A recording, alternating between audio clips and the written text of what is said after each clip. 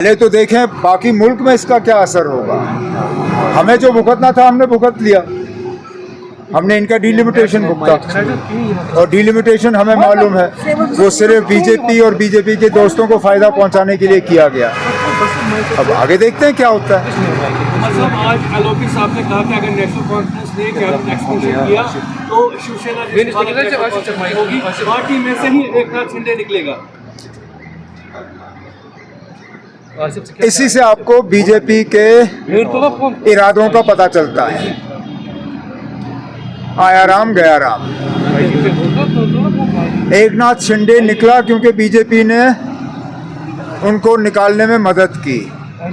जाहिर सी बात है कि एलओपी साहब बेसब्र हैं जम्मू कश्मीर के वजीर आला की कुर्सी को पकड़ने के लिए।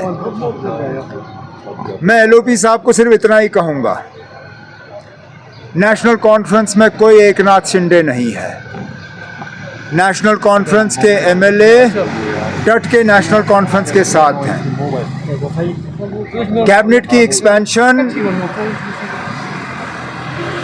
रुका इसलिए है क्योंकि हमें रियासत का दर्जा नहीं दिया गया। कैबिनेट की एक्सपेंशन डर के वजह से रुका नहीं है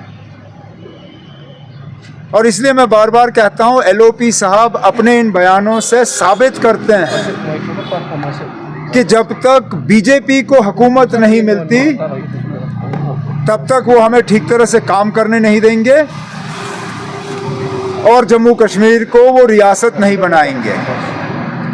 जम्मू कश्मीर के आवाम को और बिलखसूस उन लोगों को जिन्होंने बीजेपी को पिछले इलेक्शन में वोट दिए, उनको इस बात का जो है अब इस चीज़ को याद रखना चाहिए कि ये एलओपी साहब और उनकी पार्टी जो है ब्लैकमेल की सियासत करती है और यहाँ के लोगों को स्टेटहुड के नाम पे जो है डराया और धमकाया जा रहा है।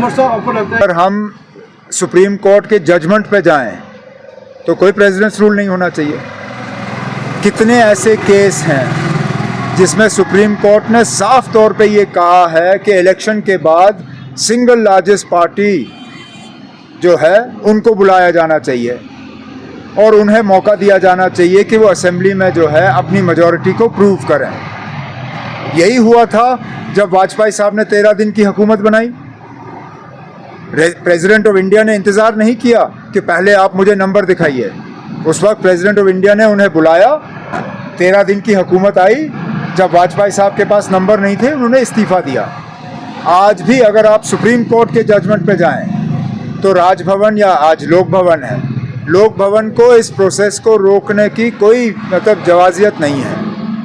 विजय को एक गवर्नमेंट फॉर्म करने की इजाज़त दी जानी चाहिए, उनको उसके बाद मौका दिया जाना चाहिए। असेंबली में वो अपनी मेजॉरिटी प्रूव करे तो रहेंगे, नहीं प्रूव करते तो उनको इस्तीफ़ा देना पड़ेगा।